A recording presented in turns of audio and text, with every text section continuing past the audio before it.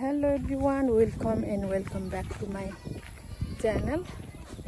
It's me Chandra Kalarai. If you're new here in this video, please don't forget to subscribe my channel. So सन्चै हुनुहुन्छ होला, म पनि सन्चै छु र साथीहरु फेरि पनि म आज एउटा नयाँ भिडियो लिएर उपस्थित भइसकेको छु किनभने म हजुरहरुलाई थाहा छ म चाहिँ बाख्रा पालन सम्बन्धी भिडियो जहिले पनि हालेको हुन्छु र आज चाहिँ म साथीहरु मेरो फार्ममा आइसकेको छु। फार्मबाट चाहिँ अलिकति टाढो घर भएकोले म डेली आउन भ्याएको छैन आजभरि चाहिँ किनभने काम छ आफ्नो।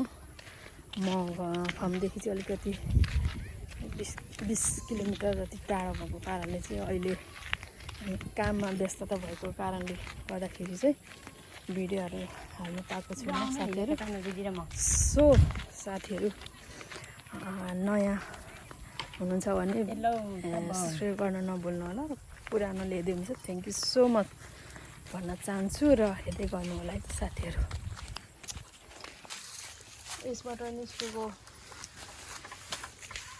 पाठापाठीहरु कस्तो हुन्छ भनेर देखाउन गइरहेको छु है त साथीहरु। यो चाहिँ मेरो सबै हेर्न सक्नुहुन्छ हजुरहरुले लोकल माउहरु हुन्।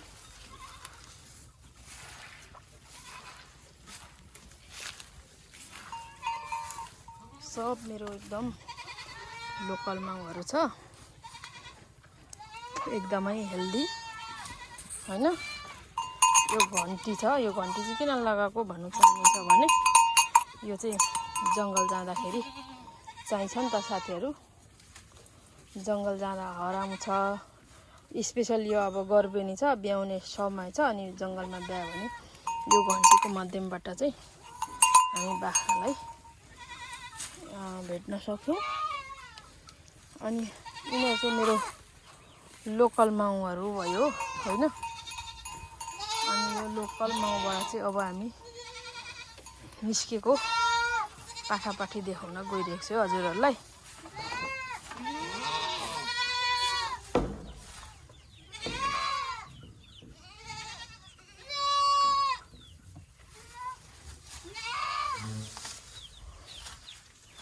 म चाहिँ उताबाट अब जाँदैछु साथीहरु।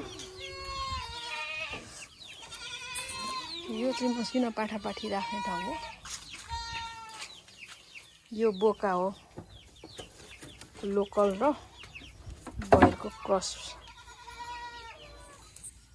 यो चाहिँ बगलमा राख्नु हुँदैन किनभने फेरि त्यो माउहरुले जन्माको पाठा हो नि त, त्यही भएर त्यही राख्नु हुँदैन, फेरि पाठापाठीहरु बिग्रिने सम्भावना हुन्छ।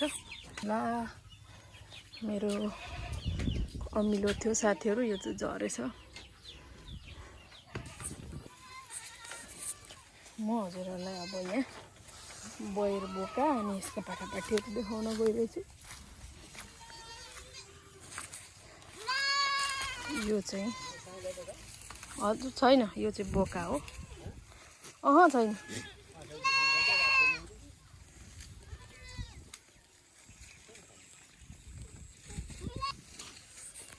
यसबाट यो लोकल माउहरु अघि मैले हजुरहरुलाई देखाएँ, यो लगभग 85 केजी छ अहिले। अनि यसबाट निस्केको पाठापाठीहरु साथीहरु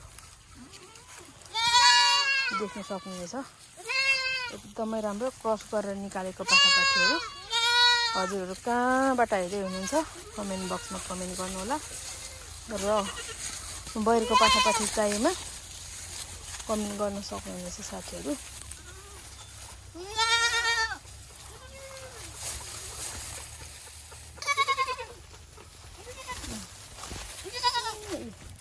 यिनीहरु फ्रेन्डली भइसकेको हुन्छ हामीसँग किनभने साथीहरु यो अब हैन यिनीहरुलाई चाहिँ डेली अब दुध खुवाउने अनि चारो दाना खुवाउने हुन्छ नि त, त्यही भएर यिनीहरु चाहिँ हामीसँग एकदमै फ्रेन्डली भइसकेको हुन्छ।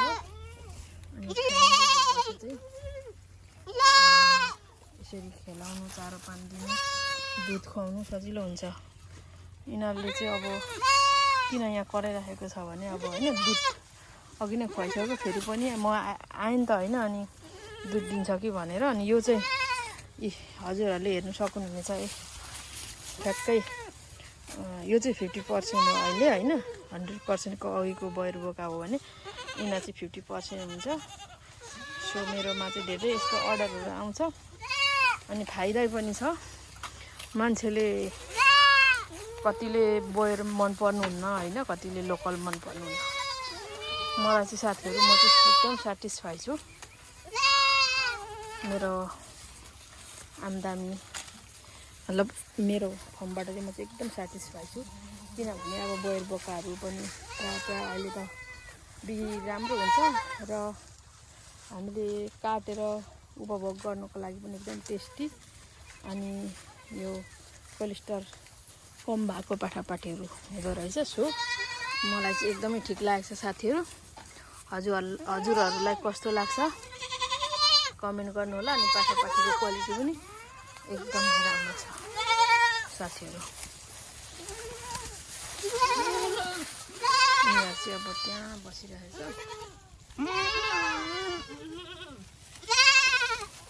अब घाँस दिनुपर्ने हुन्छ धुले घाँस यिनीहरूलाई चाहिँ अब यो जङ्गलबाट लिएको डाले घाँसहरू लगाएको खाइसकेछ अनि बेलुका सुत्ने बेलामा फेरि यिनीहरूलाई घाँस दिनुपर्ने हुन्छ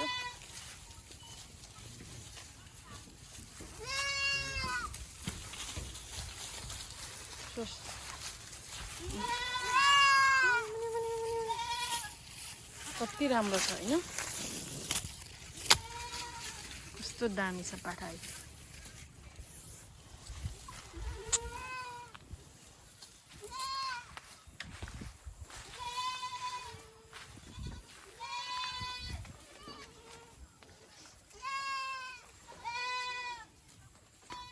घाँसहरू अब यसरी काटेर राखेको छ मैले चाहिँ